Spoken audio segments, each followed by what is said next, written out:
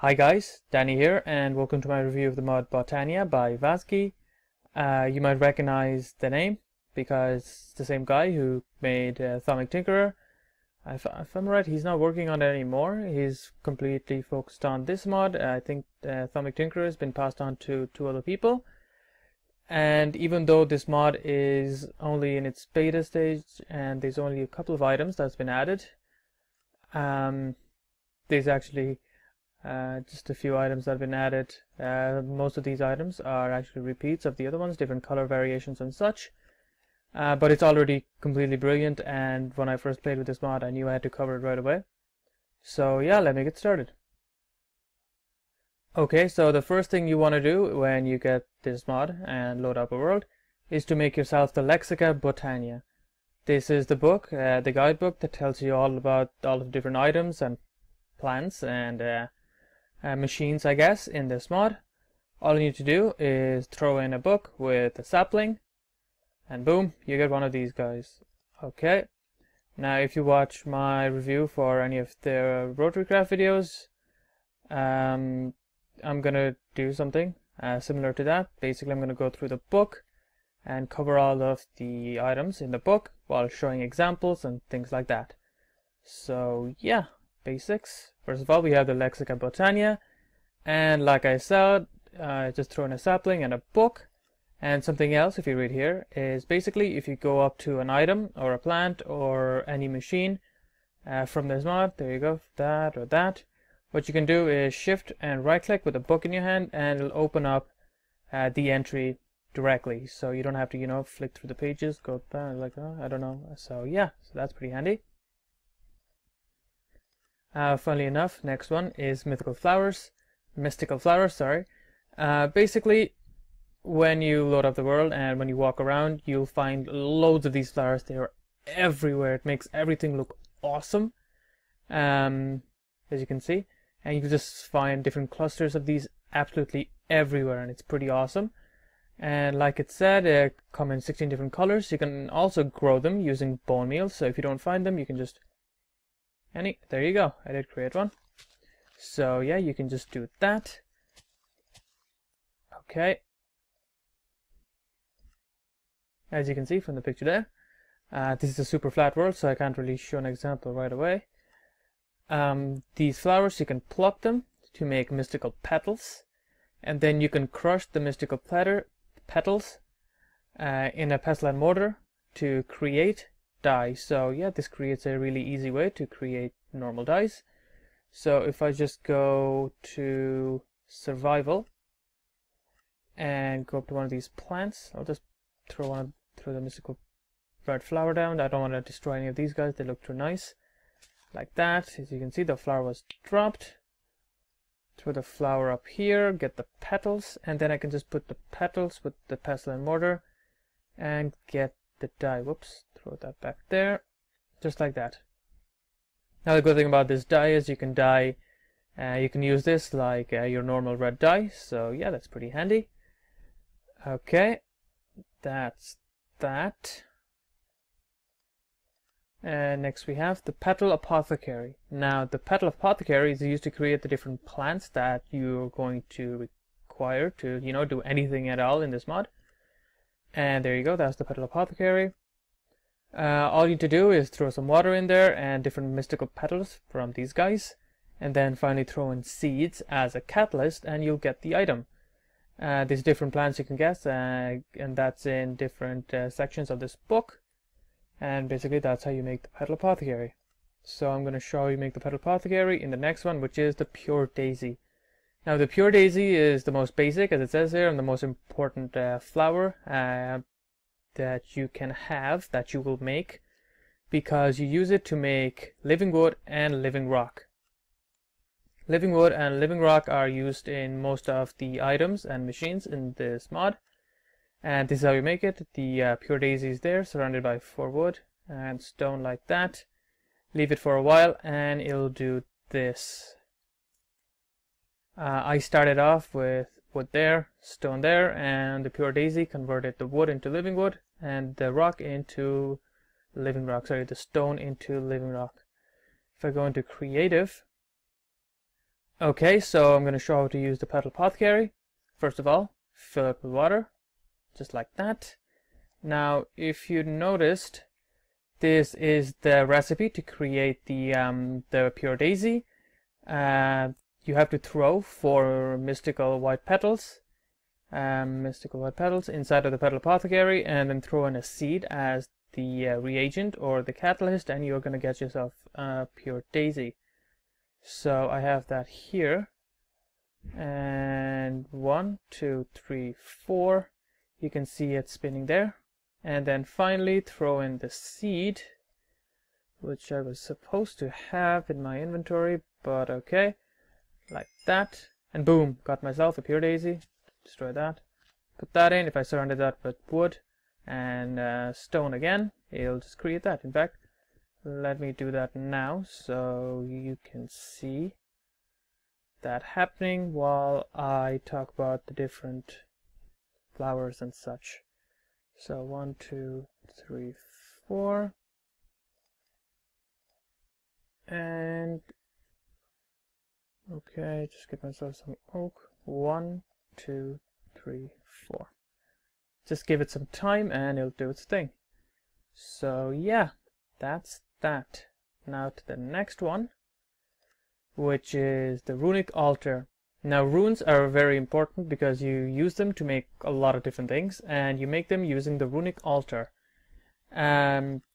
So first of all, you have to work with some mana.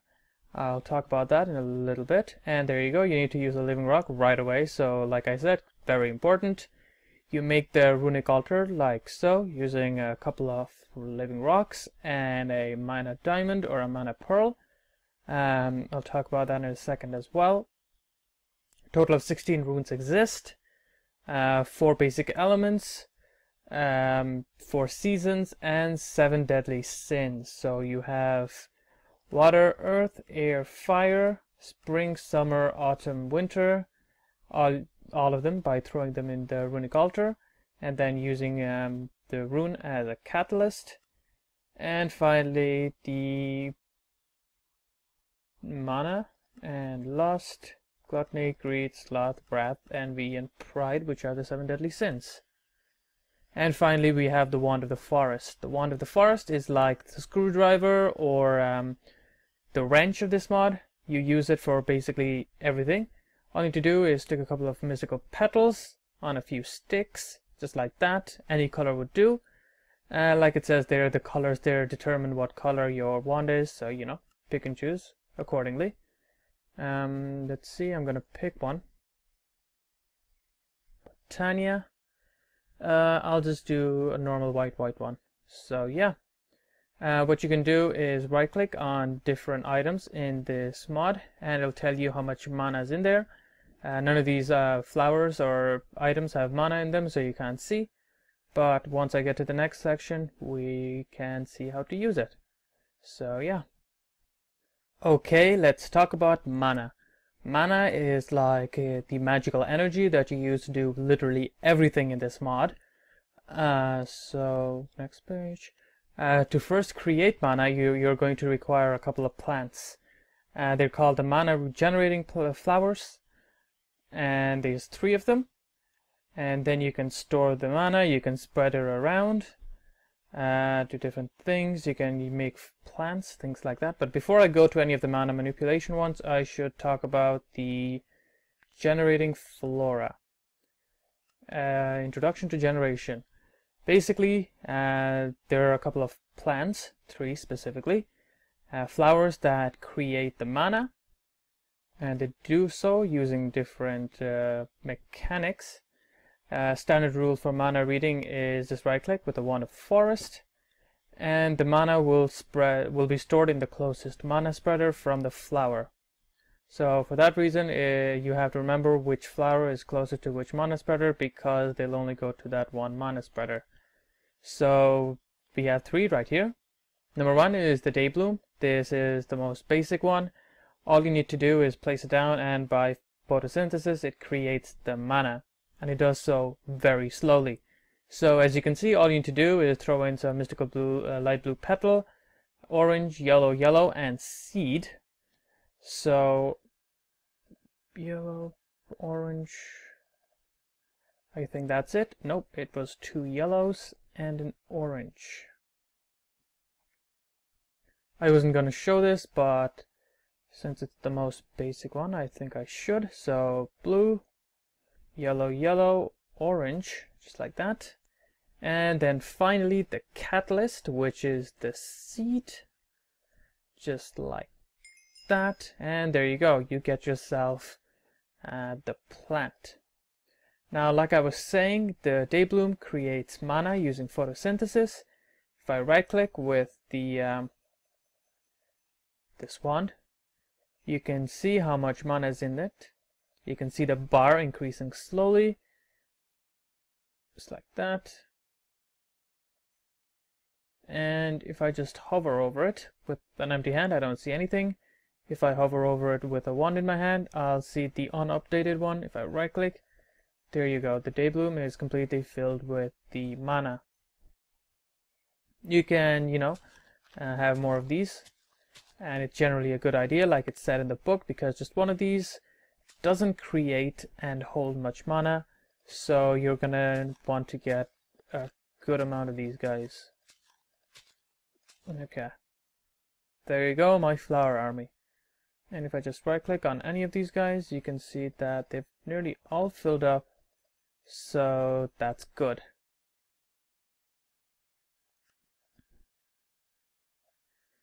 Okay, next we also have the Endoflame.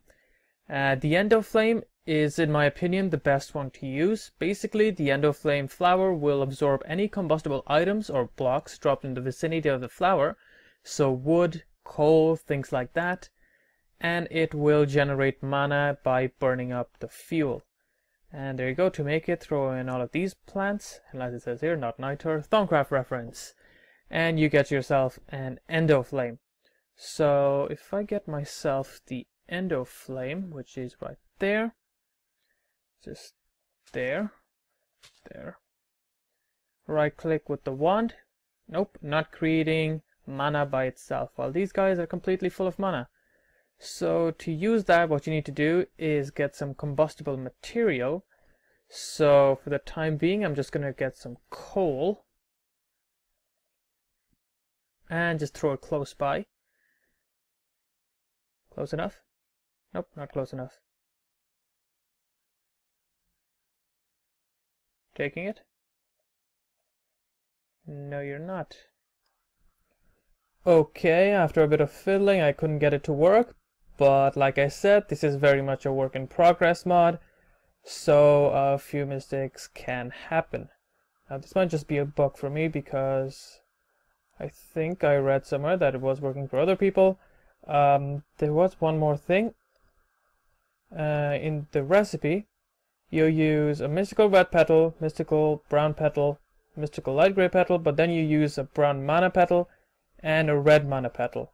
Now those two are those two are two completely different kind of petals, and that's a mystical red and that's a red mana petal. I'll talk about that in a second. So yeah, that is the Endoflame, like I said, not working for me.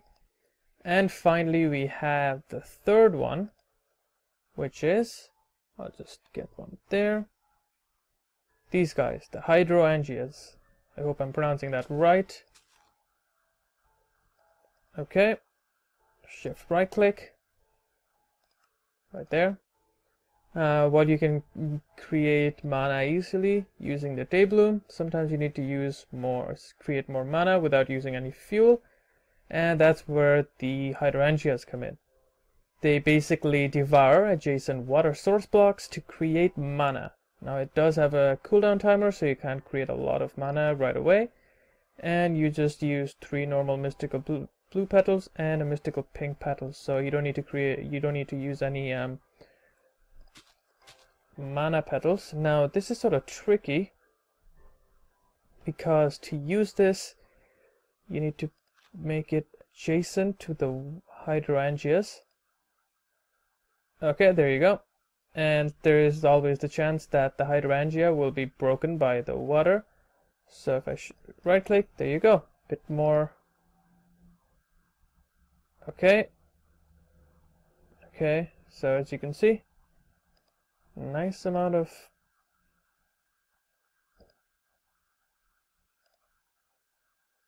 okay. Was that fixed? Huh. Nope, there you go. Like I said, that always happens, or has a chance of happening. So, yeah. Come on, take in the water source blocks. And now the mana is lost, if I'm correct. So always be careful of that happening. There's always a chance that your flower is going to be removed by the water. But if it doesn't, if you do it correctly, then there you go, you create a lot of free mana. Free meaning you're not wasting any combustible fuel. So get a few more of these guys. I'll explain why in a second. Okay, that should be full. Nearly. Okay, so off to the next bit, which is back to the mana manipulation. So like I was saying, mana magical substance, you make them using the flowers that I just showed, and then after that what you do is collect them in a mana spreader. So like I was saying, get yourself a mana spreader. It's one of these guys, not these guys, living wood, mana spreader, like that, and the mana spreader should be increasing its internal buffer by taking in the mana from these plants. Okay, as you can see, the mana from all of these dayblooms have already been taken up. And yet the mana spreader wasn't even like a quarter full. It's going up slowly. Okay, you can see the stream when I have the wand in my hand. When I don't, I can't see it.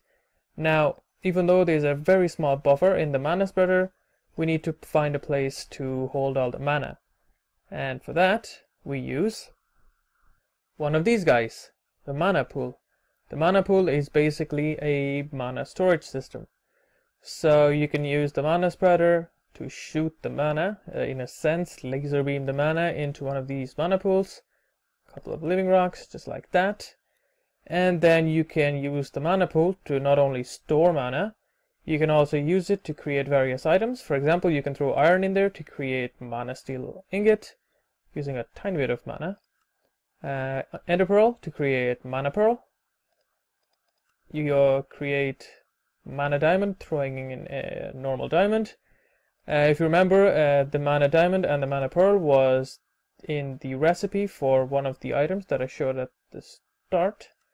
And then finally these guys, which I was talking about, the blank mana petal, the blank meaning one of the colors. Just throw one of these mystical petals inside of the mana pool and you'll get yourself one of these mana petals. Okay, so this should be full. The laser beam is just showing the path. It's not actually going anywhere. The mana isn't being wasted.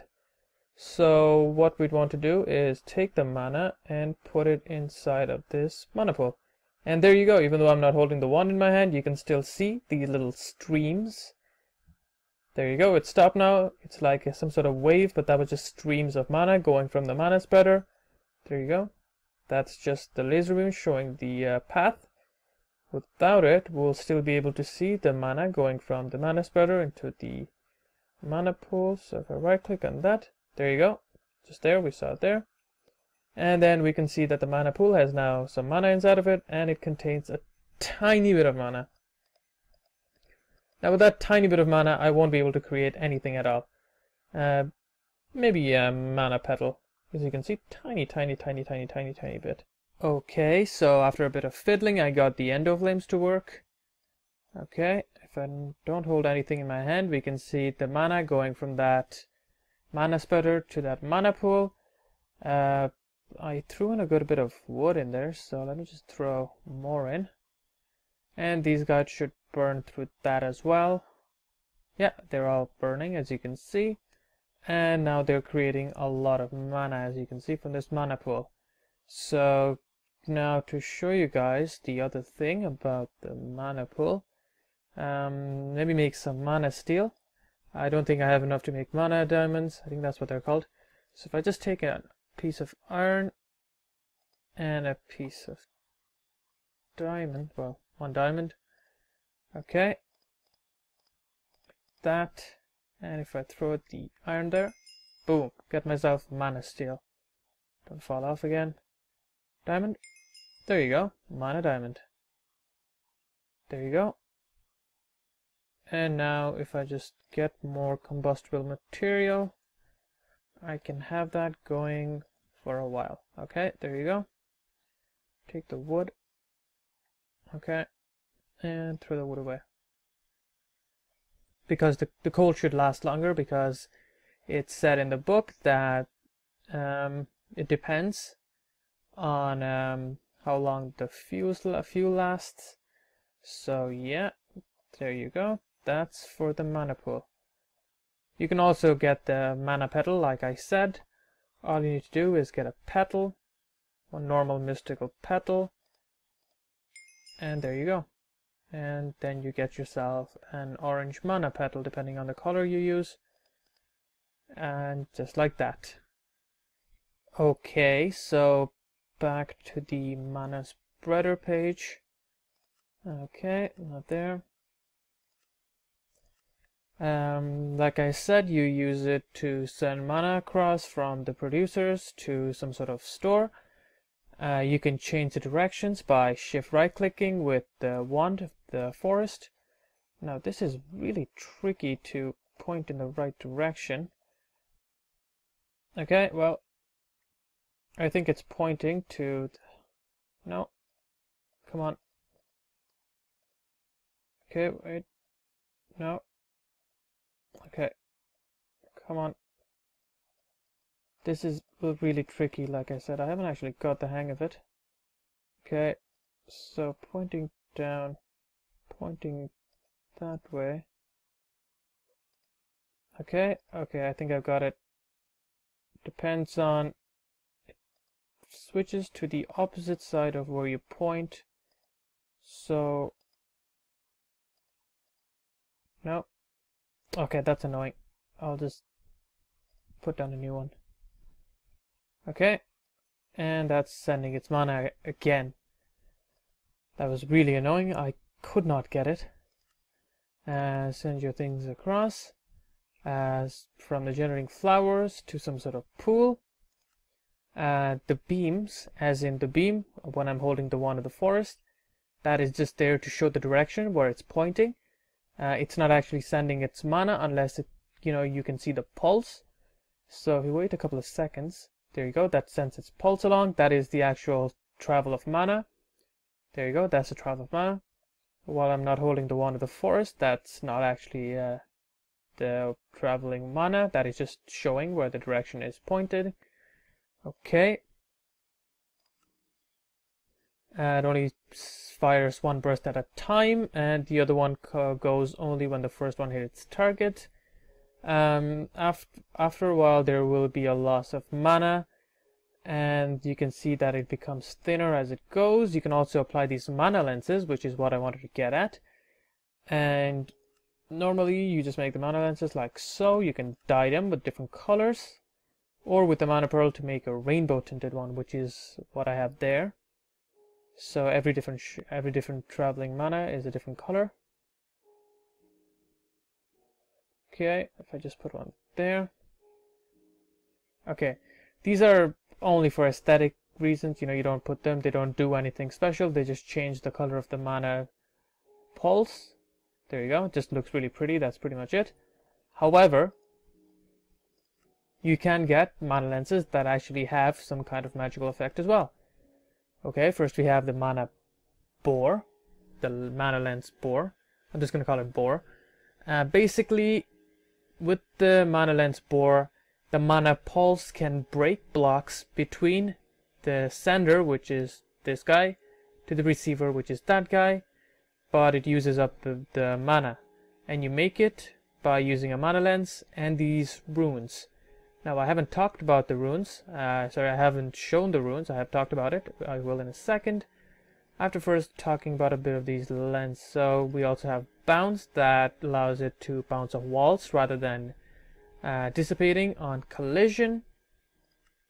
You make it using bounce and summer, different runes create different things. Damaging, you can damage living beings with the mana pulse.